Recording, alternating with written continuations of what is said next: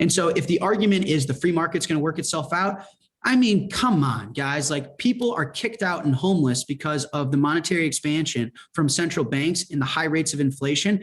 I mean, it'd be the equivalent of like putting a toddler out on the street. I mean, these people are going to get hit by cars and kill themselves. And if that's your... Welcome to Busy Brain Club, where thinking is free and we should do more of it. The world is on fire, specifically cryptocurrencies.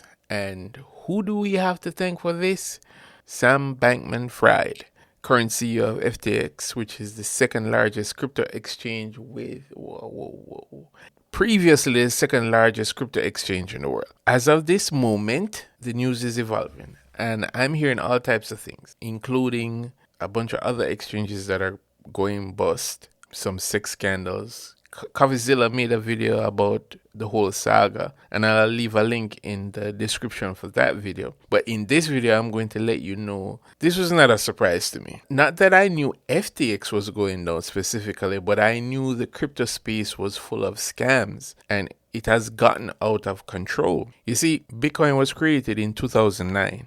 Right after the 2008 financial crisis, and every mother and their kid is trying to copy Bitcoin or develop some new coin that is supposed to be better than Bitcoin, that has some features, new features, whatever. That's how we got Ethereum, and Ethereum evolved over the years. You know, you have smart contracts and so forth, and you get to create your own cryptocurrencies. I think you could do that as well, and a bunch of other stuff that don't make any sense to me. I've always thought everything outside of Bitcoin was going to fail. Since then, there has been no regulation in the space.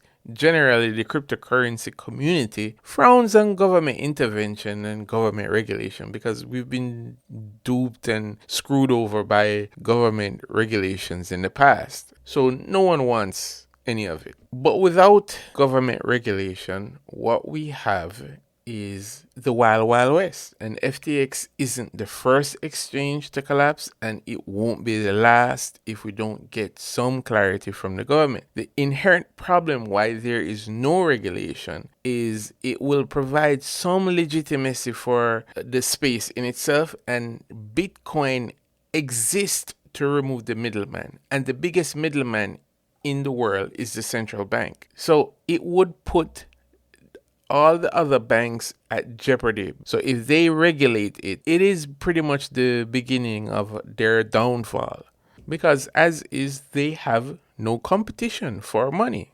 But if you don't regulate it, the con artists and the grifters will take over the space and wreck it. It might sound like some conspiracy theory, but I think that's part of the reason why there is no explicit regulation in the crypto space. I believe Bitcoin is the only legitimate cryptocurrency that currently exists. Cryptocurrency doesn't even describe what Bitcoin is. It's more of a crypto asset. And I believe everything else, including Ethereum, is bullshit. A sentiment echoed by someone you might know. Jack Mahler, CEO of Strike, he did an interview some time ago warning us of this very same thing. We're going to break down some of the things he said, which are relevant for today with the whole FTX bankruptcy and the fallout of everything. My personal opinion, you take it for what it's worth, think it's valuable, great. If not, whatever. My personal opinion. I think that there needs to be regulatory clarity on this space as a whole. Like, when I have conversations with really, really big merchants, really, really big companies, the level of regulatory clarity from bodies like the SEC is not enough. And people are going to freak out like, oh, you're pro regulation. Why do you need the SEC to tell you what's a security or what's not? Fuck off. So what he's trying to say is, anyways, let's move on. Here's what's happening. The Federal Reserve is perverted risk tolerance across all assets. And here's what I mean by that. No one knows the price of anything anymore. Like, the rate of it, no one even knows the true rate of inflation right now. Absolutely true. We've been measuring the economy using money, and money is the ruler, but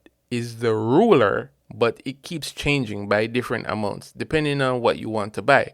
So I'm going to give you an example. On the screen right now, you're going to see a ruler, and across the screen, it's going to be 3 inches. It's not an accurate measurement, but it's just there for illustration purposes. So today, it's 3 inches. I'm going to inflate the ruler Now it's 2 inches. Me and you both know that the screen size has remained the same. However, just like the money, I am inflating the ruler. So now the screen is 2 inches wide if you should just read the ruler in itself. And that is the inherent problem with our monetary system. We get the same dollar value, but it just buys less over time. This isn't an accident, it's just a design flaw in the system. But let's continue. Like the rate of it, no one even knows the true rate of inflation right now. And no one can now save in dollars, whether you know that or whether you're on TikTok and you're seeing the guy with the nice car is the one that bought AMC at the right time. It is implied through human behavior, through societal behavior, and just through mathematics that you have to hold other assets if you want to preserve and retain wealth. Okay. Institution on top of the banking sector, they have these levers that they pull to manage the economy. And one of the common levers they pull is the one for interest rates. Now, when the bank pulls the lever for the interest rates, down the line, everything from businesses to people in personal finance to the regular individual starts making decisions, but don't know that the decisions they're making are being influenced from up top. So if you're going to buy a car or a house, you might put down more deposit because the interest is too high, but you don't really see it as interest. You look at your monthly payment. So if your monthly payment is too high, you probably put down a deposit. If not, you try to buy something cheaper. But remember, this is a lever they're pulling at the top, and it's influencing your behavior. And just like how it's influencing your behavior, that's what he's saying by these second order effects. It is the main reason why people say you have to invest now to make money or to become wealthy. You can't just save to maintain your wealth.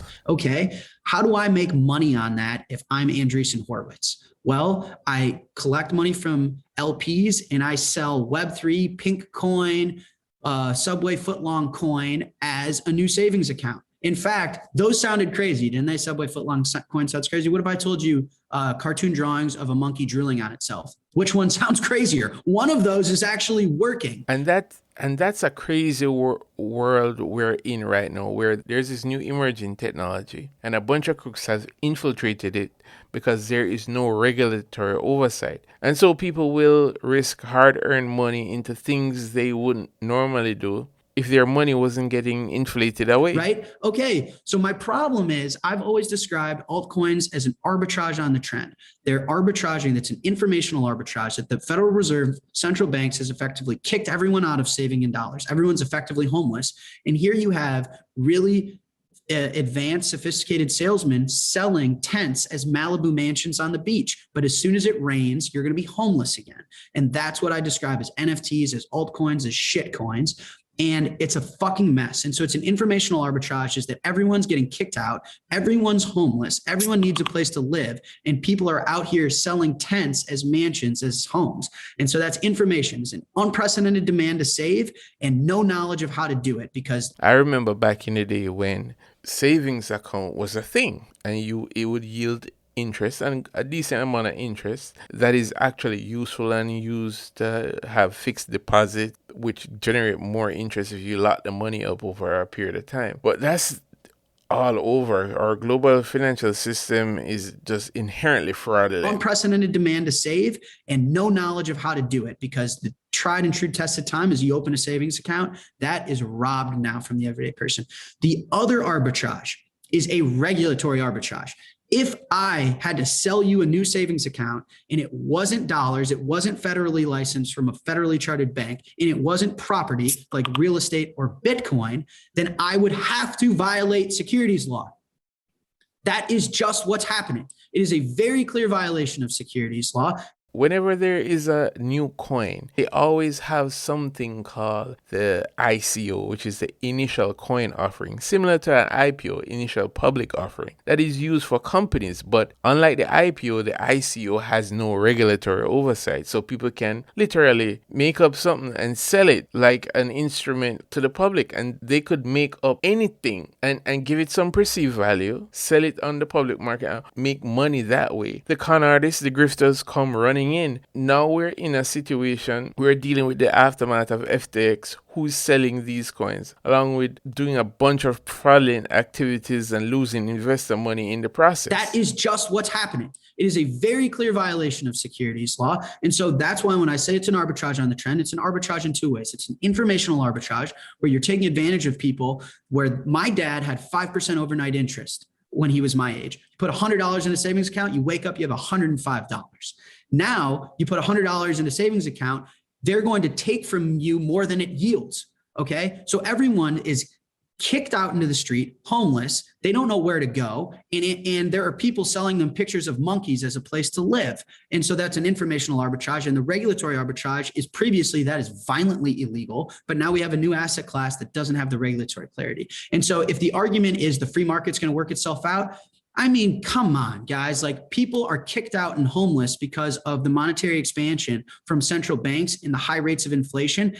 I mean, it'd be the equivalent of like putting a toddler out on the street. I mean, these people are going to get hit by cars and kill themselves. And if that's your opinion of the free market going to work itself out, and it may take 25 years and a lot of people are going to die and it's going to be gruesome and it's going to be bloody and people are going to get away with buying Manhattan penthouses by selling pictures of monkeys, okay, fine. Or the SEC could do their job and say that's a security. So I just would like to see a little bit of regulatory clarity, because I think these people are getting taken advantage of. And this is the part that hurts the most, because some people who actually want the existing to blow up, and I'm not one of them. I understand the unfairness of it. I understand how inflation is just distributing pain to the poorer parts of the population. But I would rather a smooth transition to a deflationary environment on like an asset class like Bitcoin, and then probably like a fiat currency on top that maintains price stability. But between that time and now, there needs to be some clarity, and I also understand why there is none. Because the moment they open that door where they give the crypto space some legitimacy, which is designed specifically to get rid of the central bank, they would lose. Bitcoin will win in monetary policy. So I'll be watching the whole shebang, the whole thing with this FTX. I appreciate everyone for watching. Please subscribe if you haven't already. And if you made it this far, thank you very much. I'll see you in the next video.